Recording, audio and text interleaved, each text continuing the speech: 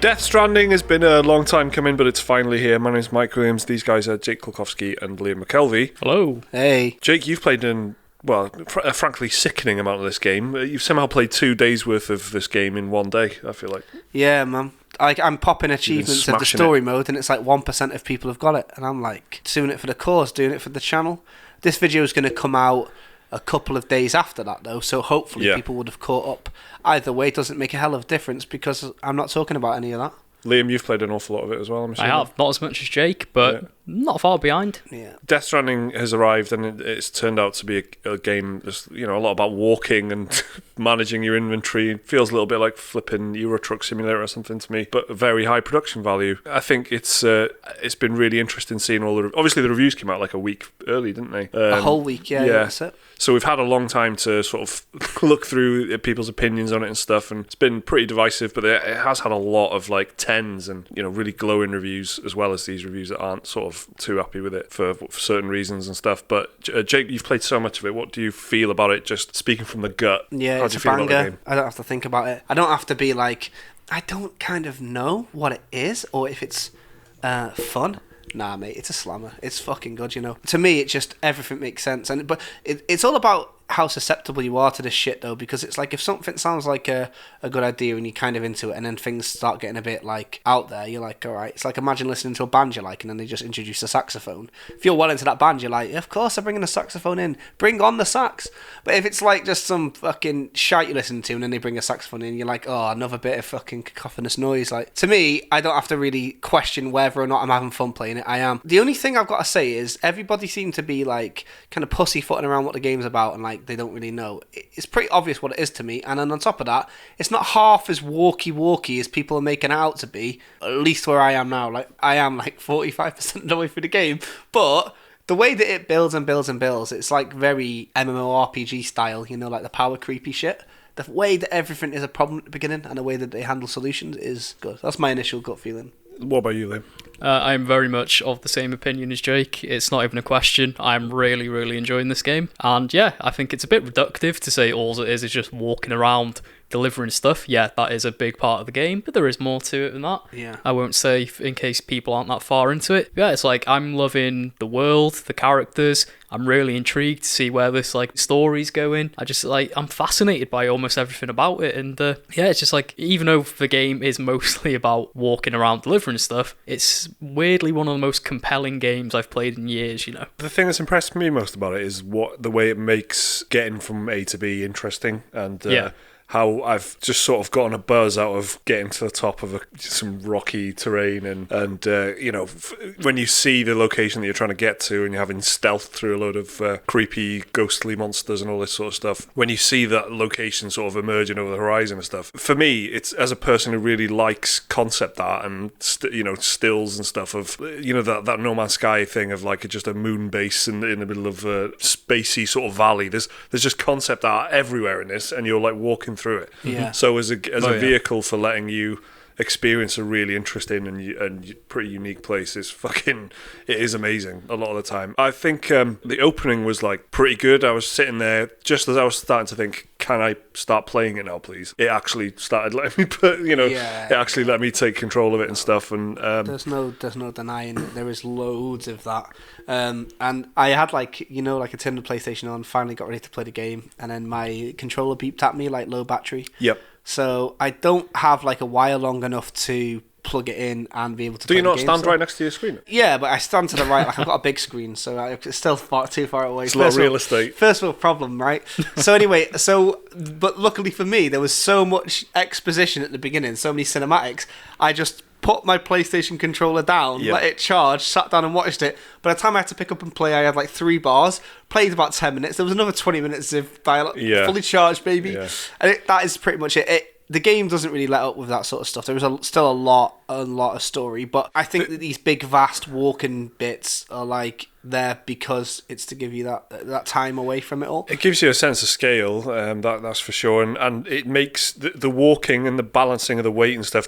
Initially, I thought, oh, this is going to be such a ball ache, but then it's quite simple. Some of the things you've got to do, but it's just about being, a bit careful and using your scanner to know that there's sort of a scanning mechanism thing that lets you know about what the terrain is like around you, and using that wisely and stuff. And the sort of early variety in where I am is encourages me that there's plenty more to come in terms of, I'm not going to be looking at the same green rocks the whole time, sort of thing. And no, I think it's really quite quick how it throws you into certain places. Yeah.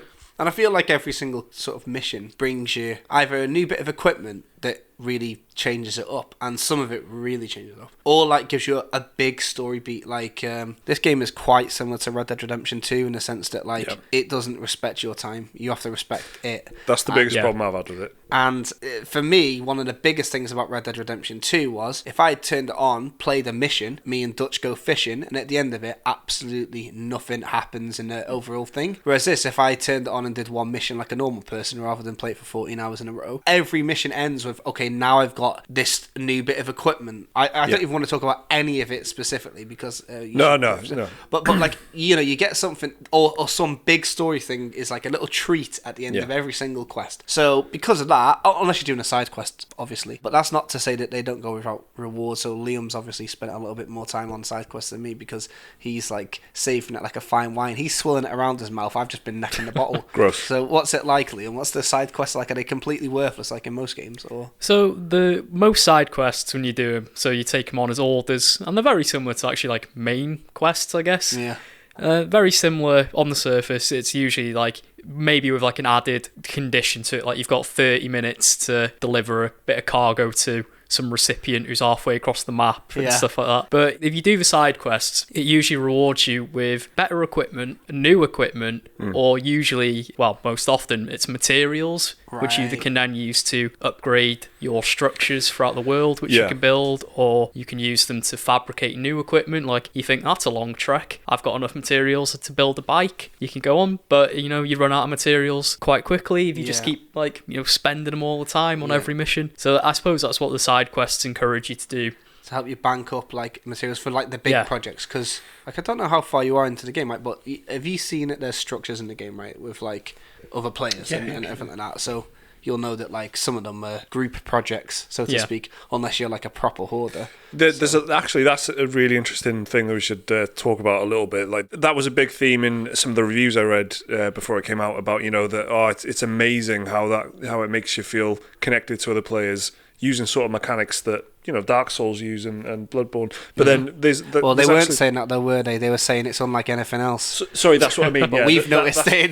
That's what I mean. Yeah, they were saying this is a really unique experience. Yeah. Where I was thinking, have you not fucking played Bloodborne, mate? There is a lot of stuff in this where it's like sharing assets and sharing and it goes beyond leaving something in the world for other players to find. The whole thing feels like you're part of a network as opposed to being, even though you're very solitary in the game, you're still part of a community playing it. It's crazy to see, like, so because I've been playing it so fast, that's part of it for me. I want it to be part of that like first wave of people that are making really useful equipment for people to use, and like that's been shown because I can see you get a little message every time someone likes your stuff or if someone uses it, so even if they don't like, and I can see how many people are using it, and that's a really cool feeling knowing that happens. But there's quite a bit of backtracking in the game, and at one part I had to backtrack and I could see that there was this like giant road, like a modern day road in the middle of this area that I had previously had to trek through, and it was an annoying part of the game for me, that trek. So I was like, ugh. And now there was a road, and I don't know who's put these materials here. It must have been a lot of players. And they'd built this proper little stretch of road, and it was like, oh, that's awesome. It's like one of the coolest bits. I think it was I started episode 2 or 3, I can't remember, and I had to do, like you said, an annoying trek. Really difficult, loads of horrible terrain to climb over. Shouldn't have been carrying all that cargo. And then I had to actually leave the house for a bit, so I turned off the PlayStation. In real life now? In real life now, yeah.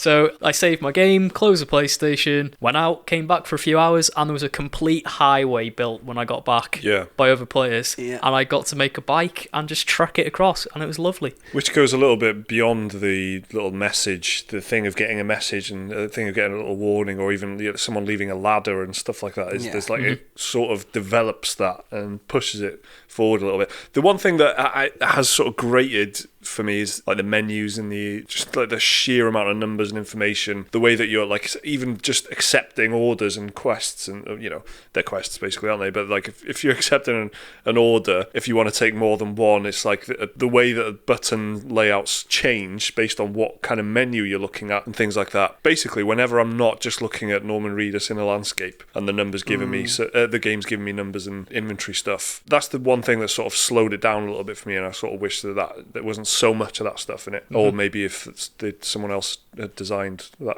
UI type stuff. I know what you mean. When I first booted up the game, the UI was like, it took me aback a little bit. Yeah. With like just how much information was being thrown at me. I just like couldn't process it all. Yeah. But I think I do have to say, you do get used to it. Okay. But that's probably a given when you play it for 14 hours. Yeah. But like it does start to make sense. I do agree the UI is a bit overwhelming and can be a fair bit confusing at first. It's like press square, highlight the two things you want, press square, press X to say that that's what you want to do, and then you got hold X to actually confirm that you want to accept the orders. And it's just there's something about it, and I don't know what the solution is, but like loads of new games have got these like lifeless UIs, and it's because I think they're just the texts are always a little bit too sleek, or it's a little bit too trendy, and it just looks a bit, sterile really. I'm not like, you've not really relevant to this video, but maybe a bit. You've been talking quite a lot over the past year about the Battlefield 5 menus just being a bit too cool. Style of a substance. Yeah, and I feel like this is a bit like that. These thin, wiry sans serif fonts looks like Metal Gear Online, or like Phantom Thread had a lot of. Is that no Phantom Pain? Phantom Pain. Yeah. Phantom Thread had a lot of great acting. The UI in Phantom Thread. Yeah. Phantom Pain. Yeah, Metal Gear Solid 5. That's it. That had a lot of menus like that. Like everything just felt very. The last few Kojima games have had that really. Yeah. Like ever since Metal Gear Solid 3, I guess that was very menu heavy with the camo, having to equip everything separately. Yeah, it's just carried. It's obviously carried over in its design going forward. You're totally right, and weirdly right. I think there's a lot of games that you could throw at this in terms of a comparison, but one of them for me is Final Fantasy 15.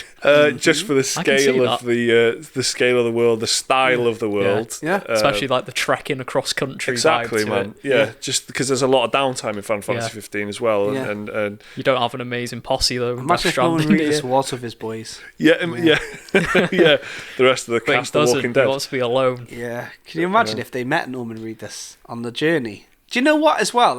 I say this, imagine. You probably don't have to. The amount of weird Final Fantasy 15 crossovers. Yeah. Kojima loves a bit of a crossover as well, don't you? They're all going to be a Monster Hunter as well in the next Hideo Kojima. Well, the amount of cameos in this game, he does love a good crossover. Yeah. That's it, actually. And that's something I find's a bit, I don't know, it doesn't take me out of it, but it is a bit odd when you're playing like a who's who. Yeah. Like, I'm not taking like Mama at face value or Dead Man or whatever. I'm Absolutely, that's and it's like and it throws you off even more when like you're just meeting some random dude to give the delivery thing to, and then it's like, oh, is that so and so? But then the voice doesn't match up, so then you're second guessing. Yeah, I had to go and Google what Junji Ito looked like, because I was like, that is definitely him. It's like, what? It's not relevant. What am I doing? Why am I doing this? Thanks, Hideo Kojima.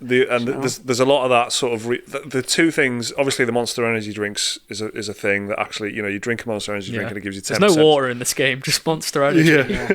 Company withstood post-apocalyptic struggles of man, and Timefall, the rain that ages everybody, doesn't seem to bother with Monster Energy. Mass production of Monster Energy drinks hasn't changed. They've really connected the world. They're everywhere you go, aren't they? Yeah, exactly. I mean, they beat you to it. That's going to be where their story goes. That's the PS Vita 2 prequel that they're going to release. But that, and also the when the songs come up, and when when you've sort of, a lot of the time where you've emerged out of danger or something like that, and there's just a bit of a walk to get to your next place, a little the track will kick in, and but it'll say song artist, and it'll also say fucking courtesy of whoever records or something on it. To be fair, that's some of my favourite parts of the game. They're nice. They're nice, but just that line that says courtesy of something records takes you out a little bit. But the music is like, the music cues are perfect. Like, he knows just when to hit you with it as well. I don't know. I really, and I'm not into any of this sort of behind the fucking scenes crap, but I'd really like to see how they've written that, because sometimes I'm taking routes that I think can't be the route that he had in mind for you to take. But I don't know if it's like the game cleverly funnels players into the areas where the music starts or what, because you can climb everything. So I don't know how it happens, but it seems to always perfectly match up. The music seems to really just kick in as I'm going over the hill and seeing the new area that I've not seen before and things like that. How they made that so adaptive is special. I really think that's awesome. Because that kind of thing is in No Man's Sky, is the procedural music. Even then, there's very clear motivations for it, like where you've just taken off or you've just landed or something like that, and otherwise it's quite just a gentle meandering soundtrack constantly. But this is like a very clear kicking in of a song will actually just start, won't it? Like when you're climbing down the ladder and the snake eater bit starts. Do you know what I mean? It's like that all the time, sort of thing. I thought I was going to get a snake eater moment on this at one point. I started walking up some stairs that spiral, and then the music started kicking in, and I was like, is this going to be 5 minutes of me walking up spiral stairs? But no, it was immediately over, and I thought, I can't tell if he got me there, you know? I'd say there's been some snake eater moments. Every time you climb a massive ladder. No, well, the one moment for me was like when I was going into, like you said, a new area, and that Silent Poet song started playing. Oh, yeah. And it's like, you can hear the guitar kicking in, like fading in slowly. But then as soon as I like crossed the hill and saw the city on the horizon, that's when the lyrics started, and I was like, oh, that was magic. That's what I mean. How that seems to happen, I don't know, and like I wonder if that's different for everybody, but because it seems like it's so timed to you. I don't know. But Jose Gonzalez in Red Dead Redemption 1, that's been dethroned, mate. This is it now. This is the king of licensed music and everything. but that's interesting, because they tried to do that Jose Gonzalez thing a few times in Red Dead Redemption 2, and not once really did it land for me. There was one time it worked for me in Red Dead. Yeah, towards the end. I thought there were just too many of them. Like they were just going for it like about 5 or 6 times in Red Dead Redemption 2. But in this, it just seems to be. It's very natural. He's getting away with it because I think I've heard the whole Low Roar album, mate. Yeah. He's banging them out, man. Yeah. But I'm not complaining. And the thing we haven't spoken about, which I just want to hear what your opinions are, because to me, like, people keep talking about they don't know if the game's fun, they don't know this, they don't know what the substance of the game is. And to me, it's really clear. It's the story. The game is carried by the story because it's like every other Hideo Kojima game. It's a bunch of repetitive mechanics attached to some film written by a guy who's not as clever as he thinks he is. That's what Metal Gear Solid was, and that's exactly what this is. It's repetitive mechanics, but they changed just enough attached to this big sprawling film. The story of this is it's not a game about walking, it's a game about walking between places, and between those places things are happening, and whether or not you're liking what's happening is whether or not you're going to enjoy this game. I think this is a game that you'd end up playing for the story, but I wanted to know what you think of that, and if you guys are enjoying the story so far, because it doesn't seem to be as confusing as it was made out to be at first. In fact, I think he's beating everyone over the head a little bit. It's not confusing. It's just there's a lot of it. I think it does this like sci-fi thing where they fill it with techno babble. Yeah. But at its core, it's actually, you've probably seen the story before. To be fair, in something else. Yeah. That's actually a good point that Liam said there. I think there's a lot of influences from all sorts of different things that you can see in the visually. Absolutely, there's a lot of things that he would have seen before in films and stuff like that. And what was it, Yoji Shinkawa that we talked about last week in the podcast, who's like the sort of visuals guru that has been working with the Kojima. unspoken force. Exactly, yeah, don't get the credit, right? But there's a lot of stuff in here where it's like, I know you don't like it when it comes up, but Lovecraft stuff in there. There's all sorts. It's true though. It obviously is, and like I think that they've done a really good job of making things their own. Like the icon, like to me, it is iconic to have somebody with like this external baby in utero and a weird little clickety clackety umbrella thing that detects like ghosts. I think that is iconic imagery already. And that's Yoji Shinkawa fucking nailing it. I think But then in terms of like where you are, the visuals of the landscape and stuff, some of it's like a Linkin Park video and things like that. And it's like I can see other elements of other things there, but I think it definitely does work. Like on the whole, I'm enjoying it. The story, I've got to say, hasn't totally grabbed me, but I do like some of the ideas that are in there. It's just like some of the, it's that dialogue, isn't it? It's like the kind of dialogue that you totally expect, but it's like, you have to walk over here to reconnect America. The president has asked you. Make America whole again. Yeah. It's actually like a line that comes up quite a lot. Yeah. I just, what I want to know is like, do you find the story pretty straightforward though? Because remember all these trailers, they're all... I'm not confused, I'll say that. Yeah. That's what I mean, because the trailers were designed to perplex, right? Yeah. Surely. Yeah. And the good news is, like, within the first 2 hours of playing the game, you've seen about 80% of all the trailer. Yeah, that's all the true, trailers yeah. are pretty early game stuff, aren't they? In fact, like, they are pretty much uncut versions Pretty much, yeah. of cutscenes that happen. But it's pretty weird, but I sort of wish I was more confused, really. I do like not knowing, and there's plenty here I don't know, and I'm trying to, there's loads of mystery in it, but there's just sort of, maybe it comes back to that UI and like inventory numbers thing I was talking about earlier. I do like it when things are just left a little bit more ambiguous. Like, you don't have to explain everything to me. You don't have to explain to me what my motivation is for going to this one place in particular. The setup at the beginning is very explanations everywhere. Do you know what I mean? It's pure exposition a lot of the time, and some of the dialogues between the sort of, I don't want to give anything away, but there's dialogue between two characters where one of them is just, it sounds like they're having a conversation, but when you actually read and listen to what they're saying, one of the characters is just explaining plot to you. It doesn't. It's not a natural conversation. Of course. Which again, that's like, it's not a surprise if you've played the game. No, it's not. It's not. The kernel is just that. Snake, you need to press square to bring out the binoculars. Press square. Yeah, and this is exactly that, isn't it? Yeah. Sam, you need to go to Port Knot City. What? It's like Port Knot City. Yeah. So Die Hardman is like the kernel, right? But it's like, it's interesting, and it's good to hear from you guys that what like it's not completely lost. It's good to hear for the video's sake, because what we're trying to say is they fucking beat you over the head with the story. Yeah. They are over explaining it. Like one of the first bits of dialogue in the whole thing is you meet somebody in a cave. You say, "What's this rain all about?" And then she says exactly what the rain is.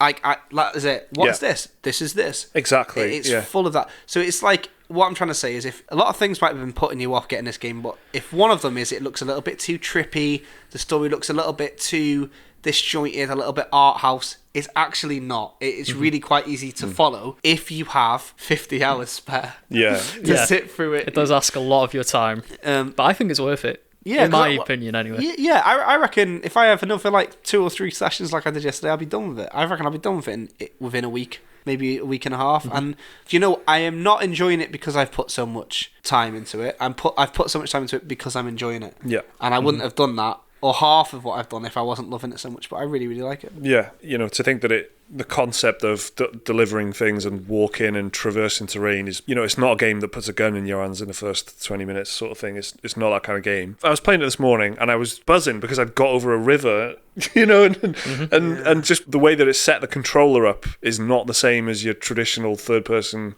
action adventure type of thing. It might be the same engine as Horizon Zero Dawn, but it's just not the same game at all as Horizon Zero Dawn, And in the same way that Horizon Zero Dawn made, shooting a bow and arrow, trying to make things interesting with traps and stuff, this game has just taken that to a whole other level, I think. And, L2 and R2, forget everything you know about pressing L2 and R2 in a game, innit?